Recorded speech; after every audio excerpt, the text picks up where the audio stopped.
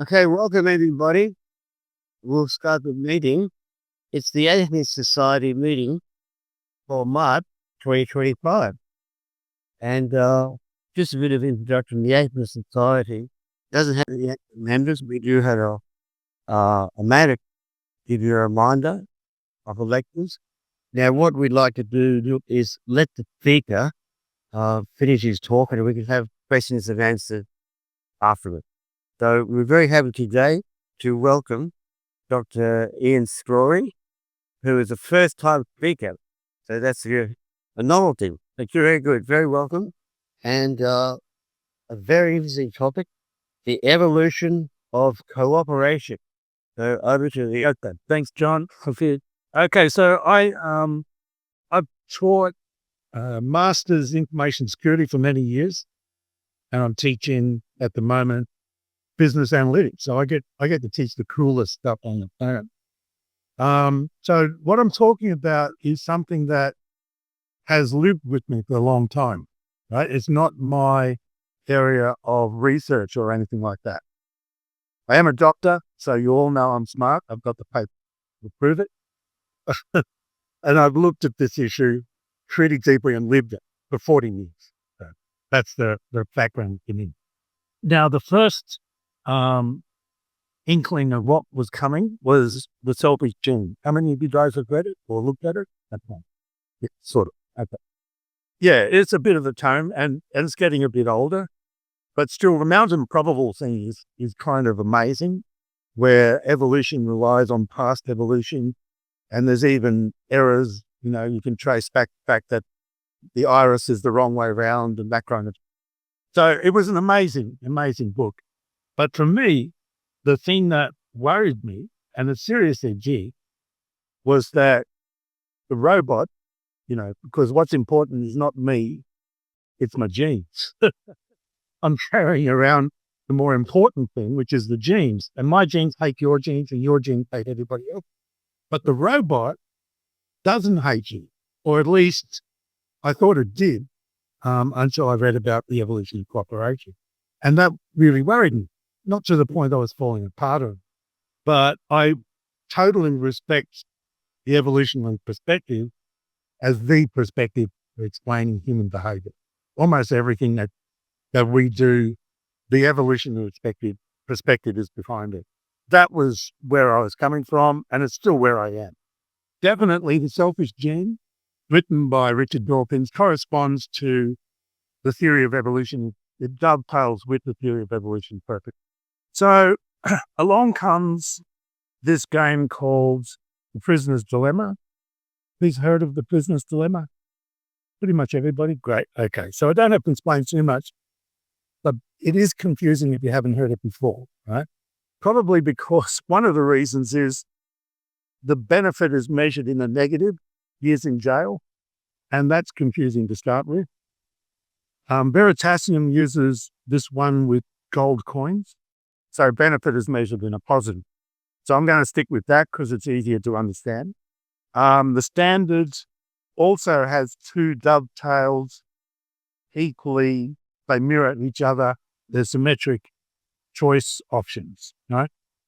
So I'm going to take out all of that and just have the options of one of the people to start with. So I want to take this a bit slowly for those who haven't seen it before. Okay, so these are my options.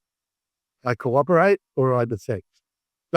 Now, the other player may cooperate. So imagine that bottom row is missing, right? I can cooperate or I can defect. I get 3 gold coins if I cooperate, 5 gold coins if I defect, gold star for the first person to answer. What do I do? Defect. Very good. I have to defect under that, right? Under that outcome. If the other guy chooses to cooperate, I defect, I get 5 gold coins. If the other guy defects, I get 0 gold coins if I cooperate, 1 gold coin if I defect.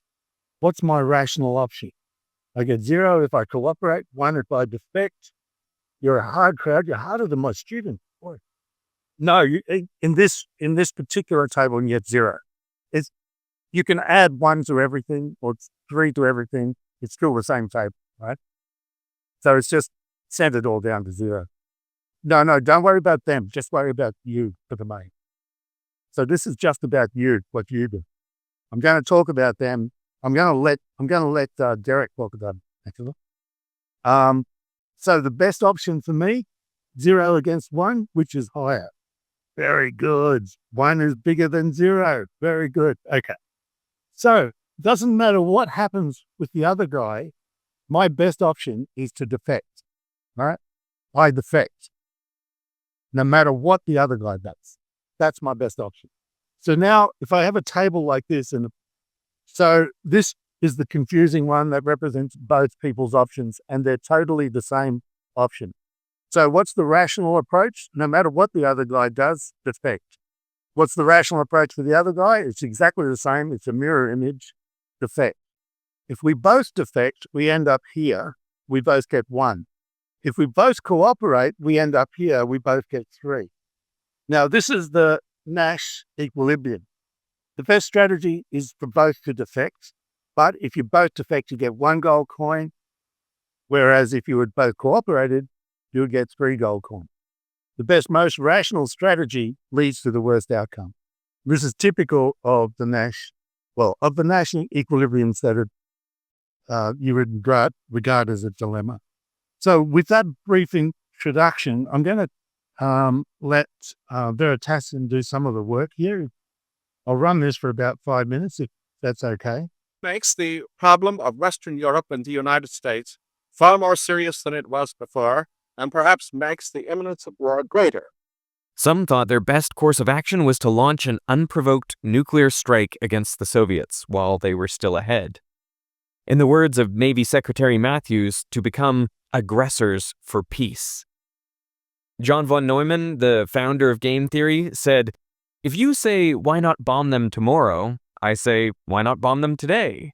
If you say today at 5 o'clock, I say, why not at 1 o'clock? Something needed to be done about nuclear weapons, and fast. But what? In 1950, the RAND Corporation, a US-based think tank, was studying this question, and as part of this research, they turned to game theory. That same year, 2 mathematicians at RAND had invented a new game, one which, unbeknownst to them at the time, closely resembled the US-Soviet conflict. This game is now known as the prisoner's dilemma. So, let's play a game.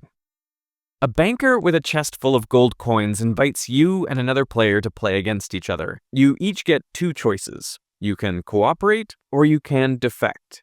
If you both cooperate, you each get 3 coins. If one of you cooperates but the other defects, then the one who defected gets 5 coins and the other gets nothing. And if you both defect, then you each get a coin. The goal of the game is simple, to get as many coins as you can. So, what would you do? Suppose your opponent cooperates. Then you could also cooperate and get 3 coins. Or you could defect and get 5 coins instead. So you are better off defecting.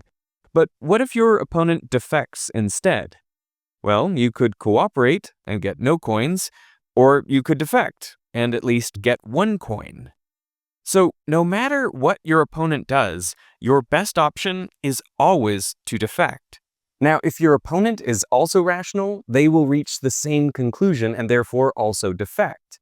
As a result, when you both act rationally, you both end up in the suboptimal situation, getting 1 coin each, when you could have gotten 3 instead. In the case of the US and Soviet Union, this led both countries to develop huge nuclear arsenals of tens of thousands of nuclear weapons each, more than enough to destroy each other many times over. But since both countries had nukes, neither could use them. And both countries spent around $10 trillion developing these weapons. Both would have been better off if they had cooperated and agreed not to develop this technology further. But since they both acted in their own best interest, they ended up in a situation where everyone was worse off. The prisoner's dilemma is one of the most famous games in game theory. Thousands and thousands of papers have been published on versions of this game. In part, that's because it pops up everywhere. Impalas, living in between African woodlands and savannas, are prone to catching ticks, which can lead to infectious diseases, paralysis, even death. So it's important for impalas to remove ticks, and they do this by grooming. But they can't reach all the spots on their bodies, and therefore they need another impala to groom them. Now, grooming someone else comes at a cost. It costs saliva, electrolytes, time, and attention, all vital resources under the hot African sun, where a predator could strike at any moment. So for the other impala, it would be best not to pay this cost. But then again, it too will need help grooming. So all impalas face a choice. Should they groom each other or not? In other words, should they cooperate or defect? Well, if they only interact once, then the rational solution is always to defect. That other impala is never going to help you, so why bother? But the thing about a lot of problems, If I only interact once. is that they're not a single prisoner's dilemma. Impalas see each other day after day, and the same situation keeps happening over and over again. So that changes the problem. Because instead of playing the prisoner's dilemma just once, you're now playing it many, many times. So if it's like if I met you in the jungle just once, my best strategy would probably be to hit you on the head. And if I defect now, then my opponent will know that I defected, and they can use that against me in the future. So, what is the best strategy in this repeated game? That is what Robert... Okay. Veritasium, by the way, very YouTube. But he talks about everything, what are Lagrange, quantum mechanics, many worlds, the quandaries like uprising, all that. Really amazing guy. So the prisoner's dilemma, example of Nash equilibrium, but what happens when we do it again and again. That's called the iterated prisoner's dilemma. The prisoner's dilemma is everywhere. Bears or impala do it, but we've studied other animals that do it in various situations. And I'll come to it later. Since they interact again and again, they don't play the prisoner's dilemma, they play the iterated prisoner's dilemma. So how does that affect the game? Well, one person who wanted to experiment with this was Robert Axelrod, probably smarter than he looks here, but then maybe I am as well. So he did an experiment back in the 80s. So the self-esteem was in the 70s.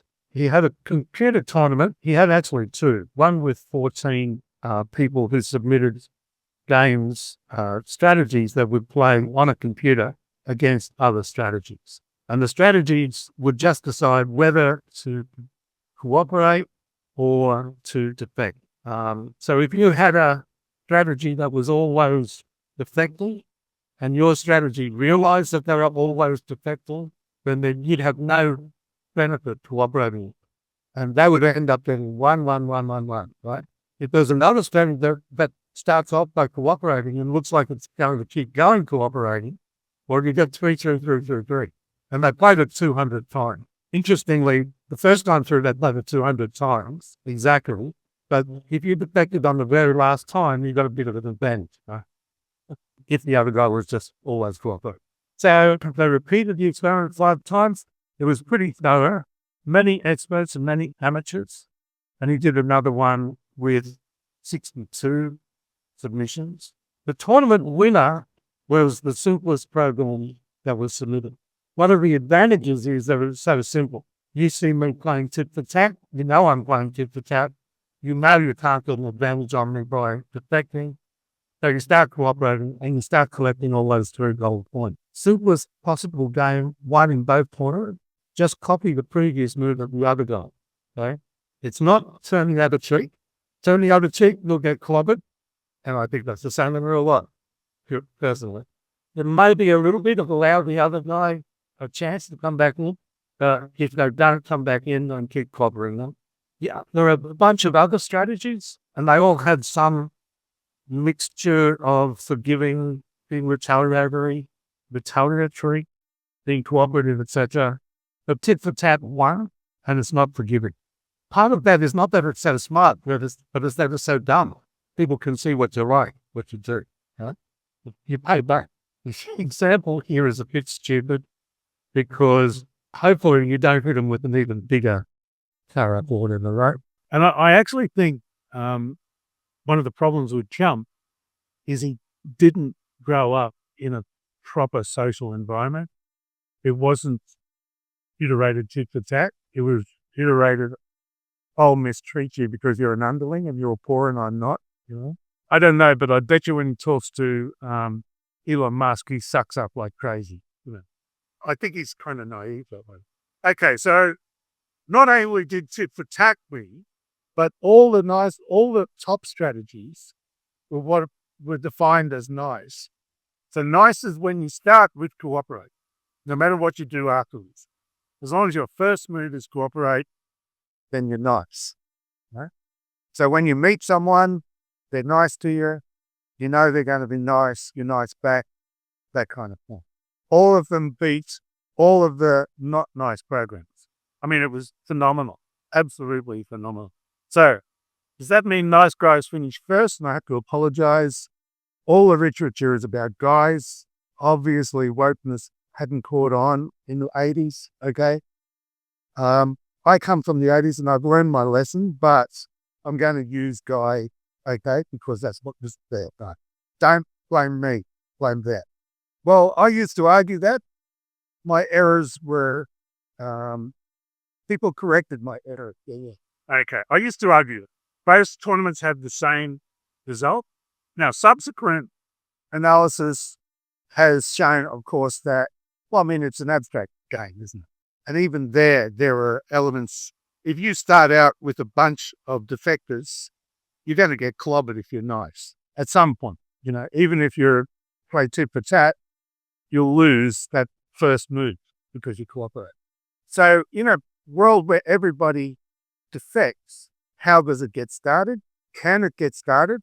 And they did a lot of studies on this, and they even sort of ground it right down to the dividing point mathematically in the prisoner's dilemma, where you're more likely to be successful cooperating than not. But it also depends on the mix of cooperators and defectors in your environment.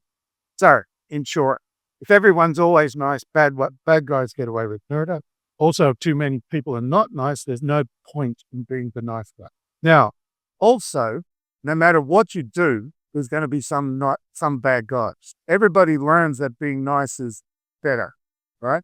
At what point do the bad guys come in and exploit that?